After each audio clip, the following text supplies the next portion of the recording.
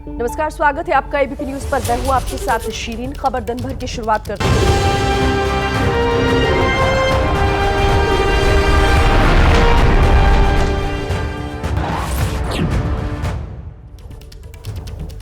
आगे बढ़ते हुए विस्तार से खबरें देखते हैं। बात करेंगे मुख्यमंत्री योगी आदित्यनाथ की, जिन्होंने वाराणसी में एक बड़ा बयान दिया। हमारा देश सुरक्षित है तो हमारा धर्म भी सुरक्षित है। हर कार्य देश और सनातन के नाम पर होना चाहिए। देश को विदेशी ताकतों से मुक्त कराना है। मुख्यमंत्री योगी आदित्यनाथ का सनातन को लेकर यह बड़ा बयान।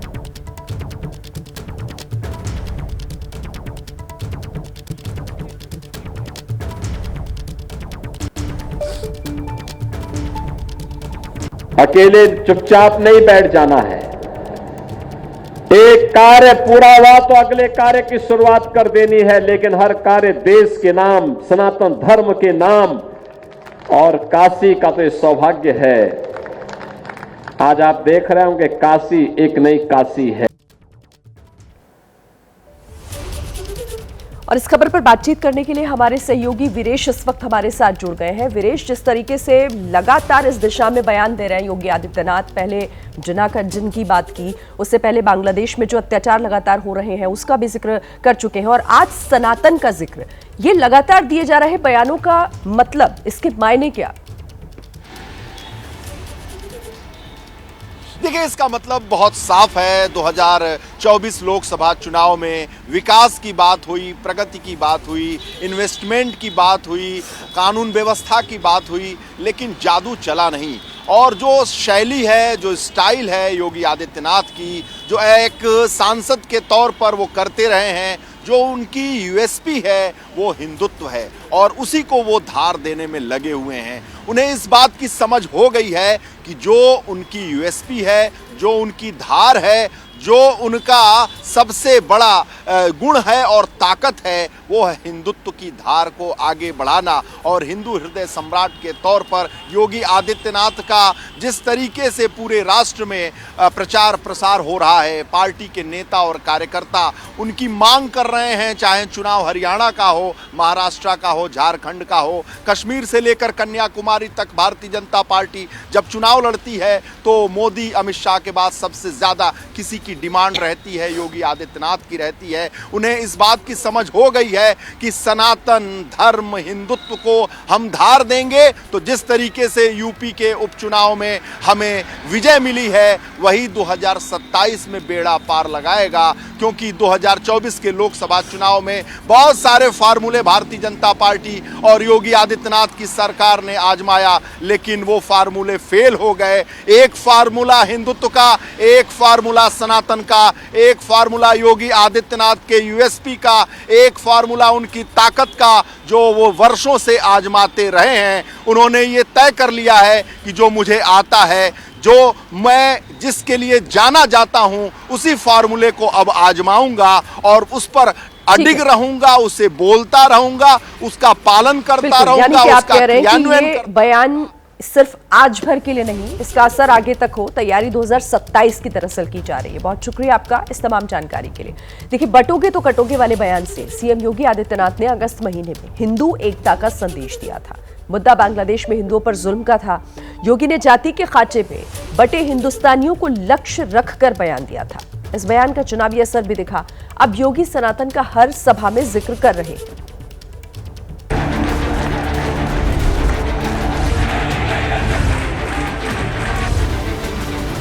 कटेंगे तो कटेंगे, एक रहेंगे तो नेक रहेंगे।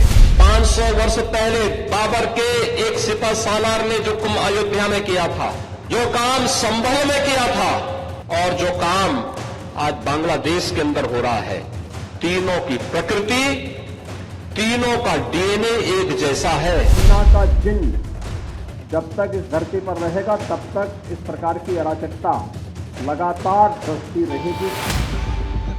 योगी आदित्यनाथ के इन बयानों में शब्द भले ही अलग अलग हैं, लेकिन अर्थ एक ही है।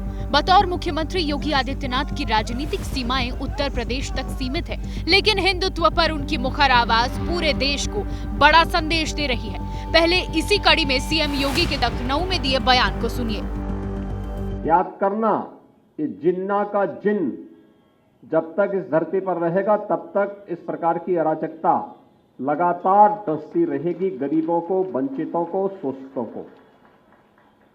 और यही दृश्य हम वहां देख रहे हैं जो पाप 1947 में देश के विभाजन के रूप में हम सबके सामने आया था, आज उसका एक बदसूरत रूप फिर से हमारे सामने बांग्लादेश के रूप में है।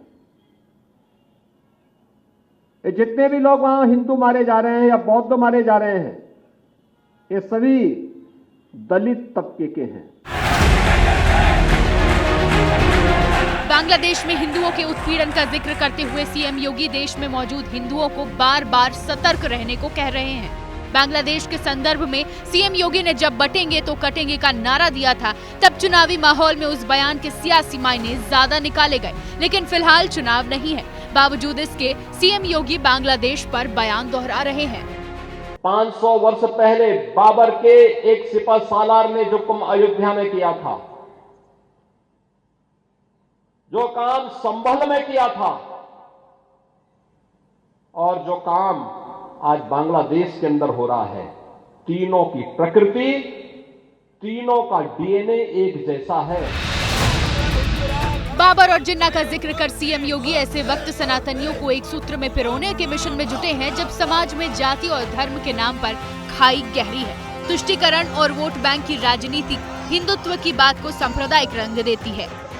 बहुत ही खतरनाक और ऑब्जेक्शनेबल बात बहिष्ठ के मुख्यमंत्री कर रहे हैं भारत के सबसे बड़े प्रदेश के। भारत के मुसलमान को बांग्लादेश के हिंदू से क्या करना है?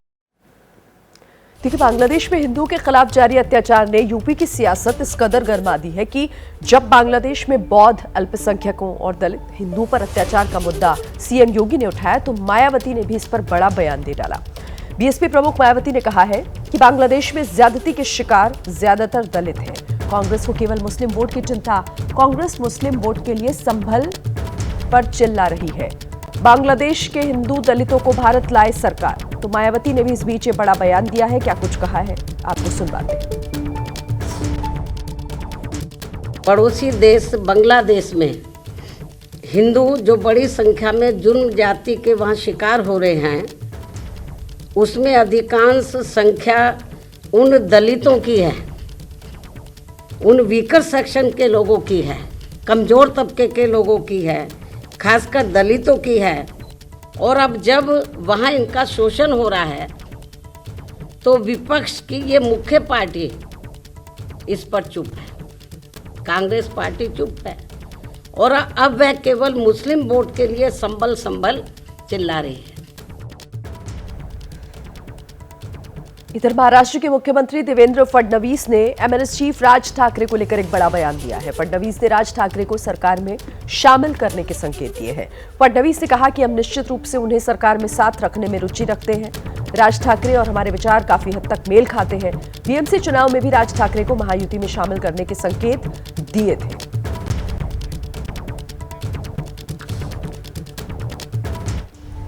और इस खबर पर बातचीत करने के लिए हमारे साथ इस वक्त वैभव परब हमारे संवाददाता जुड़ गए हैं।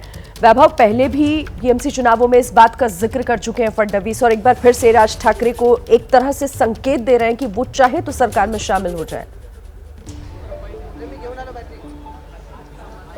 देखिए, भाजपा की और राज ठाकरे की भूमिका एक ही रही है, हिंदुत्व की। राज ठाकरे हमेशा अपने भाषण में मस्जिद पर लगे लाउडस्पीकर को लेकर अपनी भूमिका साफ कर चुके हैं, और दूसरी तरफ हिंदुत्व की भूमिका भाजपा ने बोलकर इस चुनाव में जीत हासिल की है। तो दोनों की भूमिका एक होने की वजह से देवेंद्र फडणवीस का बयान ये है कि राज ठाकरे की और हमारी पार्टी की भूमिका एक होने की वजह से हम आने वाले बीएमसी चुनाव में जितना हो सके उतना एक साथ लड़कर चुनाव लड़ेंगे। लेकिन ये एक इशारा है एकनाथ शिंदे को, एक इशारा है अजित पवार को। देखो, अजित पवार की ताकत मुंबई में ज्यादा नहीं है, अजित पवार की ताकत है पश्चिम महाराष्ट्र में, पुणे महानगर पालिका में। दूसरी तरफ एकनाथ शिंदे की ताकत है ठाणा में, भिवंडी में, पालघर में, दूसरी तरफ नवी मुंबई में। लेकिन मुंबई अगर काबिज करनी है, मुंबई अगर जीतनी है और मुंबई एक उद्धव ठाकरे के हाथ से निकालनी है, तो इसके लिए अब भाजपा राज ठाकरे का जरिया लेके इस चुनाव में बीएमसी हासिल करने के लिए, बीएमसी पर मेयर बिठाने के लिए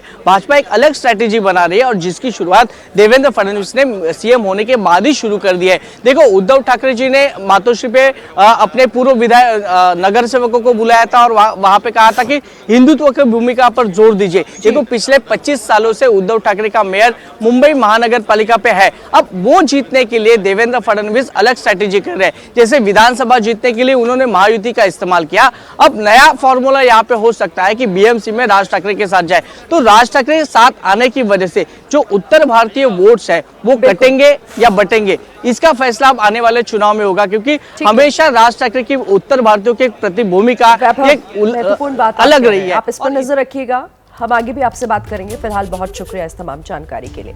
तो देखिए, राज ठाकरे को लेकर फडणवीस का रुख साफ है, लेकिन शिवसेना शिंदे गुट के विधायक उदय सामंत कह रहे हैं कि सीएम देवेंद्र फडणवीस ने राज ठाकरे को लेकर भले ही इच्छा जताई है, लेकिन राज ठाकरे को लेकर फैसला एकनाथ शिंदे लेंगे। देवेंद्र फडणवीस जो मुख्यमंत्री है वो सीधा सीधा कह रहे हैं कि राज ठाकरे को हम साथ रखना चाहते हैं।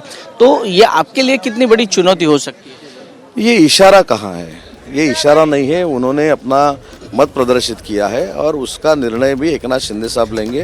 देखिए, महाराष्ट्र में आज से विधानसभा के विशेष सत्र की शुरुआत हुई है। आज विधानसभा में विधायकों को शपथ दिलाई जा रही है। इस दौरान एक खास तस्वीर भी देखने को मिली जब विधान भवन पहुंचे सीएम देवेंद्र फडणवीस और उद्धव गुट के आदित्य ठाकरे एक दूसरे से हाथ मिलाते हुए दिखाई दी। तस्वीरें आपके सामने हैं विधान भवन की, जब आदित्य ठाकरे और देवेंद्र फडणवीस एक दूसरे से मिलते हुए गर्मजोशी से हाथ मिलाते हुए साफ दिखाई दी।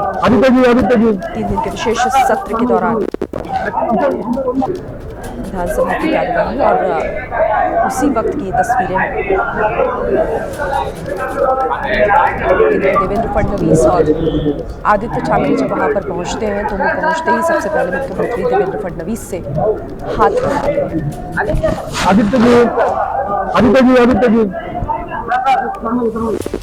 खास दिन की खास तस्वीर। आज विधानसभा में विधायकों को शपथ दिलाई जा रही है, तो जो मिलने का सिलसिला है वो भी जारी है और कुछ इस तरह की तस्वीरें देखने को मिली जो वाकई दिलचस्प तस्वीरें हैं, एक दूसरे के विरोध, लेकिन जब मिलते हैं तो किस तरीके से गर्मजोशी के साथ मिलते हुए दिखाई देते हैं। बड़ी खबर महाराष्ट्र से आपको बता दें, शिवसेना उद्धव गुट के विधायकों ने ईवीएम के मुद्दे पर विधानसभा के विशेष सत्र से वॉकआउट कर दिया है। बड़ी खबर आपको बता रहे हैं, ईवीएम पर बवाल देखने को मिल रहा है। महाराष्ट्र विधानसभा में ईवीएम पर सवाल उठाते हुए उद्धव गुट के विधायकों ने आज शपथ नहीं ली। 3 दिन का ये विशेष सत्र बुलाया गया है जिसमें आज नए चुनकर आए विधायकों को शपथ लेनी थी, लेकिन उद्धव गुट के विधायकों ने शपथ नहीं ली। हमारे विधायक अभी शपथ नहीं लेंगे, ये कहना है आदित्य ठाकरे का। ईवीएम के मुद्दे पर सवाल उठाए हैं शिवसेना उद्धव गुट ने। ये महाराष्ट्र की जनता का जनादेश नहीं है।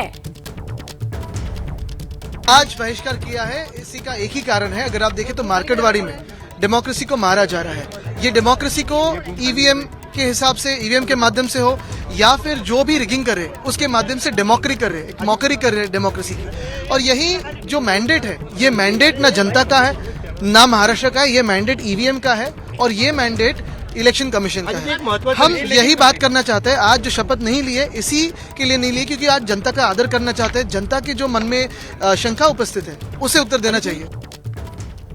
और अगली बड़ी खबर आपको बता रहे हैं, ईवीएम पर महाविकास अघाड़ी के विरोध पर बोले हैं अजित पवार। विपक्ष के बहिष्कार से होगा कुछ नहीं, हमें वोटर्स ने जिताया है। कुछ करना है तो चुनाव आयोग जाना चाहिए। विपक्ष को लगता है कि आयोग से न्याय नहीं मिला तो कोर्ट जाए। ये अजित पवार ने सलाह दी है विपक्ष को। अभी आज जो अपोजिशन वालों ने वॉकआउट किया है, उनका कहना है कि ईवीएम के बारे में किया है, हमें पता नहीं, लेकिन आप जैसे मीडिया के लोग ही बोलते हैं कि कोई ईवीएम के बारे में हुआ है, कोई बोलता है और किसी कारण हुआ है। वैसे तो मैंने पहली दफ़ा देखा है, चुनाव हुआ है, लोगों ने, वोटर ने जीत के दिया है और अभी यहाँ वॉकआउट करके कुछ होने वाला नहीं है। अगर उनको कुछ करना है तो इलेक्शन कमीशन के सामने जाना चाहिए। इलेक्शन कमीशन के तरफ से उनको अगर ऐसा लगा कि हमें न्याय नहीं मिल रहा है तो उन्होंने कोर्ट की स्टेप वहाँ जाना चाहिए। तो हमारे साथ 2 सहयोगी जुड़ रहे हैं, वैभव परब विधानसभा से और साथ ही मृत्युंजय सिंह मातोश्री मुंबई से हमारे साथ लाइव जुड़ रहे हैं। मृत्युंजय, पहले मैं आपका रुख करूंगी क्योंकि यहाँ पर आदित्य ठाकरे कह रहे हैं कि ये जो मैंडेट आया है वो मैंडेट मानुष का नहीं है, बल्कि ये मैंडेट ईवीएम का मैंडेट है। देखिए, निश्चित तौर पर जिस प्रकार से महाराष्ट्र विधानसभा चुनाव के परिणाम सामने आए थे और महाविकास आघाड़ी जो 46 सीटों पर, पूरा गठबंधन 46 सीटों पर सिमट गया और शिवसेना उद्धव बालासाहेब ठाकरे गुट को, यूबीटी को सिर्फ 20 सीटें मिली और उसमें भी 20 विधायक में से 10 विधायक सिर्फ मुंबई से चुनकर आए और पूरे बाकी महाराष्ट्र से 10 विधायक चुनकर आए। तो तभी से ये ईवीएम पर सवाल उठा रहे हैं, चाहे कांग्रेस के नेता सवाल उठा रहे हो, चाहे एनसीपी शरद पवार गुट के नेता सवाल उठा रहे हो। आज से 3 दिन का विशेष सत्र बुलाया गया है जिसमें विधायकों के शपथ विधि का कार्यक्रम चल रहा है, लेकिन शिवसेना यूबीटी ने इसका बहिष्कार किया है कि वो शपथ नहीं लेंगे और कह रहे हैं कि लोकतंत्र की हत्या हुई है, तो ईवीएम पर सवाल उठाया जा रहा है। एक और दलील दी कि सोलापुर के मरकड़ वाली जो गांव है, वहाँ पे गांव के लोगों ने चुनाव के बाद बैलेट पेपर पर चुनाव कराना चाहा। एक मॉक प्रक्रिया के तहत वो चुनाव कराना चाहते थे, लेकिन ये कहीं न कहीं चुनावी प्रक्रिया के खिलाफ है और इसीलिए वहाँ की सोलापुर पुलिस है, उसने 200 लोगों पर, अज्ञात लोगों पर एफआईआर दर्ज किया और ये जो मॉक पोल होने वाला था गांव में, वो मॉक पोल नहीं हो पाया। दलील ये दी गई कि गांव वालों ने कथित तौर पर एक पार्टी को वोट दिया, लेकिन मतदान दूसरे पार्टी को ज़्यादा मिला, जो विजयी पार्टी हुई उसे ज़्यादा मतदान मिला, ये दलील दी गई थी और अब यही दलील आदित्य ठाकरे देते हुए नजर आ रहे हैं। तो कुल मिलाकर देखें तो जब से यह हार हुई है, यह हार पचा नहीं पा रहे हैं महाविकास आघाड़ी और कोई मुद्दा रह नहीं जा रहा है, तो फिर ईवीएम का मुद्दा उठाया जा रहा है। खुद आदित्य ठाकरे वर्ली विधानसभा सीट से जीत कर आए हैं और वो कह रहे हैं कि ईवीएम की वजह से इतनी करारी हार हुई है, तो कहीं ना कहीं मुद्दा विपक्ष इसे बना रहा है और अब तमाम जो नेता है वो विधान भवन से निकलकर, जो शपथ विधि लेने गए थे लेकिन शपथ नहीं ले रहे हैं, वो विधायक थोड़ी देर में बांद्रा के मातोश्री पहुंचेंगे। मैं मातोश्री के मुख्य द्वार पर हूं और आपको बता दें कि कुछ गाड़ियां अंदर गई हैं, संभवतः वो पदाधिकारी थे और कुछ ही देर में अन्य जो शिवसेना के विधायक है, शिवसेना यूबीटी ग्रुप के, वो विधायक भी उद्धव ठाकरे से मुलाकात करेंगे। यहीं पर पहुंचेंगे विधायक और तमाम लोग जहां पर बैठक होगी। वैभव परब विधानसभा से हमारे साथ लाइव जुड़ रहे हैं। वैभव, वॉकआउट तो कर दिया है, अभी वहां पर क्या गहमा गहमी? देखिए, आज पहला दिन था, यहाँ पे सांसद वर्षाताई गायकवाड़ है, उनसे बातचीत करने की कोशिश करेंगे। वर्षाताई, आप लाइव पे हो, जिस प्रकार से आपने वॉकआउट किया है आपके विधायकों ने, क्या आपको लगता है कि ये सही तरीका है, शपथ नहीं लिया है लोगों तक पहुँचने का? नहीं, हमने एक आवाज़ उठाई है और आवाज़ ये उठाई है कि मार्कंडवाड़ी के जो लोगों ने आवाज़ कही है उसका जवाब सरकार के पास क्या है। उसके ऊपर सुनिए, पवार तो बोल रहे कि आप चुनाव आयोग, नहीं, 11 लोगों को जो है वो गिरफ्तार करने का काम हुआ है, उससे भी ज़्यादा लोगों को जो है वो अरेस्ट करने का काम हुआ है। हमारा सवाल ये, वो हमारे महाराष्ट्र के लोग हैं कि नहीं है? अगर वो कुछ चीज़ मांग रहे हैं मॉक पोलिंग का बात, तो उसको सुनना चाहिए। हमने जो आयोग को चुना, चुनाव आयोग के पास जाके जो हमने हमारा कहना था तो वो हमने कह ही दिया है, ऐसा तो नहीं कि नहीं कहा ना। और ये बोले कि यहाँ पे वॉकआउट करके कोई फायदा नहीं। ऐसा है कि अजित पवार जी क्या सोचते हैं वो हमको नहीं मालूम, नाटक कर रहे हैं। नहीं, कौन बोल रहा है? नहीं, हम तो यही सोच रहे हैं। नहीं, मुझे बहुत अच्छा लगा कि कल परसों शपथ विधि हो गया और कल बहुत सारे केसेस के रिजल्ट आ गए, सब संपत्ति को मुक्त किया गया। मैं तो मोदी जी को भी पूछना चाहती हूँ कि नेशनल करप्ट पार्टी कौन सी थी जिसके बारे में आप बात कर रहे थे? आप चक्की किससे पिसाना चाहते थे? क्योंकि आपने उन्हीं को ये करने का काम किया है। तो ऐसे तो बहुत सारे सवाल आएंगे, बहुत सारे नाटक हुए, तो नाटक के पर्दे, लेकिन हम ये जनभावना की आवाज़ कर रहे हो, जनभावना का आदर करना चाहिए। अगर जनभावना का आदर नहीं कर सकते आप तो कुछ नहीं हो सकता है। हमने ये कहा है, हम कोई हारे हुए लोगों से बात नहीं की थी, जीते हुए लोगों ने कहा कि मार्केटवाड़ी के लोगों की बात सुननी चाहिए। अगर लोग चाहते हैं कोई चीज़ करना तो उसकी आवाज़ बन के आपको बाहर आना पड़ेगा। आज लोगों में कहीं भी खुशी की लहर नज़र नहीं आ रही है, तो उसके आपको, अगर कोई ईवीएम पे सवाल पूछता है तो उसका जवाब तो आपको देना पड़ेगा ना। आप हर सवाल की जनता के सवाल से भाग नहीं सकते। हर बार आप सवाल से भागने की कोशिश करोगे, आप अडानी पे सवाल पूछोगे तो एक अलग मैटर आ जाएगा। तो ये सही नहीं चल रहा है। हर आदमी को लोकशाही में अधिकार दिया है अपनी आवाज बुलंद करने का। तो हमारी आवाज ये है कि मार्कंडवाड़ी की जनता को न्याय मिलना चाहिए और महाराष्ट्र की जनता ईवीएम के बारे में सवाल पूछ रही तो उसके ऊपर सवाल के ऊपर जवाब। सत्ताधारी ये बोल रहे कि आप कम हो, इसके लिए आपके पास कोई मुद्दा नहीं है, तो ये मुद्दा लेकर आप जाए। संख्या महत्वपूर्ण नहीं होती है ना, आवाज किसका महत्वपूर्ण है? जनता की आवाज कौन सा है? ये जो जगह हम बैठे हैं ना, या मैं बैठ के गई हूँ 20 साल, ये जगह का महत्व भी मैं जानती हूँ और मांगल्य भी मैं जानती हूँ। ये जो स्ट्रेटेजी क्या है? सुनिए वैभव, मैं यही जगह का महत्व भी जानती हूँ, मांगल्य भी जानती हूँ। इसमें इतने हथियार है दिए संविधान ने, वो संख्या नहीं मांगते हैं, वो लोगों की आवाज मांगते हैं। इस संविधान के माध्यम से यहाँ पे आप लोगों के सामने अपनी आवाज रख सकते हो, जन सामान्य के प्रश्न रख सकते हो। आज लाखों करोड़ों जनता परेशान है कि ईवीएम में क्या हो रहा है, तो उसका जवाब देना पड़ेगा सरकार को। ठीक है, ठीक है। अब हम लौटेंगे आपके पास। मृत्युंजय, आप भी बने रहिए हमारे साथ, आप दोनों के पास ही हम आगे भी रुक करेंगे। वहीं कांग्रेस नेता विजय वडेट्टीवार ईवीएम के मुद्दे पर क्या कह रहे हैं वो भी आपको सुनाते हैं।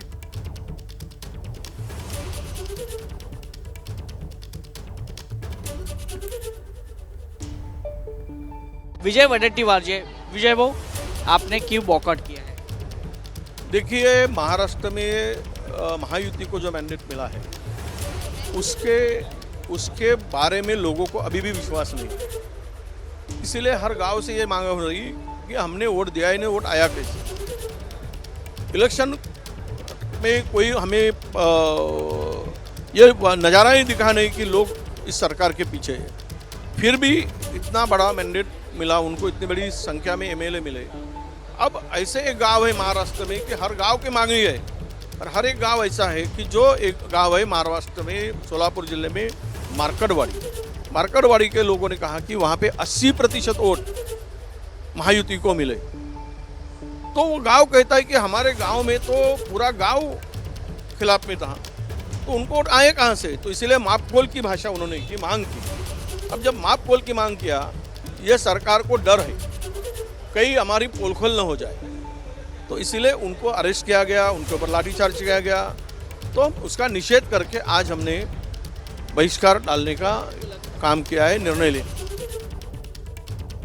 वहीं इस बीच आपको बता दें कि आज सोलापुर जाएंगे शरद पवार और जयंत पाटिल, दोपहर बाद मारकवाड़ी गांव जाएंगे शरद पवार। बड़ी खबर आपको बता रहे हैं, आज सोलापुर जाएंगे शरद पवार और जयंत पाटिल। दोपहर बाद मारकवाड़ी गांव जाने का शरद पवार का ये कार्यक्रम है।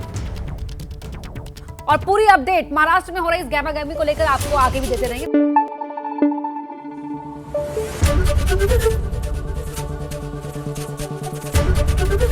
एबीपी न्यूज आपको रखे आगे।